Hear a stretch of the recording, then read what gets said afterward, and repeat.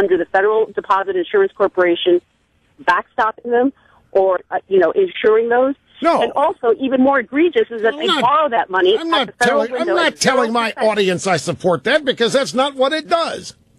It is what it does. It's not what it does. Then tell us what it does, right? That money they also, by the way, for your audience to know, they borrow at 0% from the Federal Reserve. It takes some of the. I've got plenty of room to lose some accuracy points and still be more right than anybody else out there. I'm not worried about that. I don't. But it's unrisky derivatives here that have been targeted. Anyway, it's not the way you portrayed it as being. It is the way. If you think Elizabeth Warren is right. If you think Elizabeth Warren is right, then that kind of tells me that you might, it's a little bit off the rails, not all the way, but a little bit. But I have read today some people who do agree with you, Sylvia. In conservative blogs, I have read that some think that Elizabeth Warren does have a point, like you do.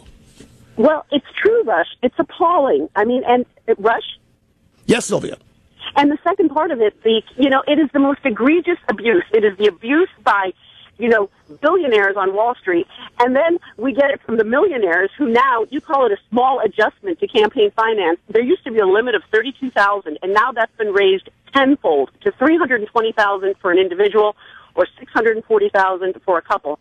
I mean, are we really turning into a plutocracy in this country where we have like Sheldon Adelson putting in hundreds of millions if he wants, and then just, your average millionaire putting in $640,000 a year? I mean, and for what do you call it, Rivolino, whatever, a plutocracy is, I don't want to insult anybody, but a government of like the richest among us.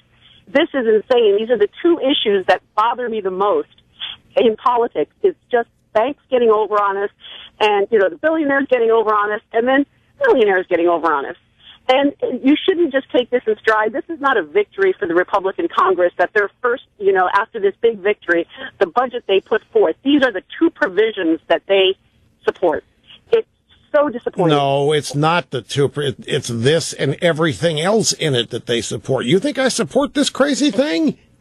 Then Rush, speak out on it. Flesh it out. I am such an inadequate vessel to try to bring this, No, you're not. You're a great vessel, Sylvia. Well, thank you. But I'm not. There are people there yes, you that are. Your listeners would support 100% conservative people like Paul Volcker, who was, Ronald Reagan's Federal Reserve. Don't forget Frank Carlucci. People don't know, but Carlucci is in the middle of all of this. You know it as well as I do. We need people to say this is really wrong, and to say, don't vote for this. This is wrong. Take out those provisions. We are not a government for billionaires and millionaires. We're not. Now, Sylvia, let me play devil's advocate with you here for just a second. Yeah. You don't like the increase $32,000 to $320,000. What is your objective?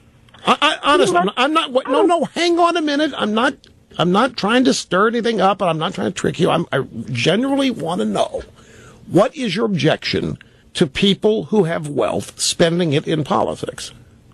Because, Rush, I genuinely believe that there is an element of quid pro quo. And not so much, maybe in the billionaires realm, and maybe I even agree with some of what Sheldon Adelson says, but of course, there is a quid pro quo. You give the money because you want them to rule in things that are favorable to you or your interests. Of course. Some interests are bigger than others. I would never run for office. I don't want to owe people. Exactly, Rush. You don't have to. I mean, you have a far larger power base. The Koch brothers couldn't buy, your 3 hours There's a day. There's nothing wrong with the Koch brothers. Don't tell me you're in this crowd. Don't tell me that. What's the Democratic I know the Koch brothers. They are fine people. I'm sure that's all fine, Rush. But I mean, I'm just complimenting you on the power base that you have assembled, et cetera. That you don't whatever. Sylvia, I need to know: are you an Obama voter, or did you vote for Romney in 2012? I voted for McCain, and I voted for Obama because, frankly, I couldn't. Sylvia, the reason I asked it, because the things that you are complaining about, Barack Obama has set records doing. If anybody's in bed with Wall Street, if anybody is engaged in crony capitalism or crony socialism, it's Barack Obama and Wall Street and American corporations. If you think that the Republicans have an exclusive on it, Obama has set new records in this kind of arrangement between private sector corporations and the government. And you voted for the guy. Republicans always say that, but it is the Republicans who have brought all the legal challenges and all the court cases to the Supreme Court and everywhere else to dismantle any kind of campaign finance regulation. No, it is. And you just want the Democrats to unilaterally disarm and not engage in. So you know, you're a problem here because you're obviously smart.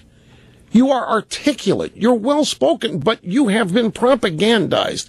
You're dangerous because half of what you say is right. But this incessant, look, and you know that I am not a de rigueur defender of the Republican Party, certainly not recently.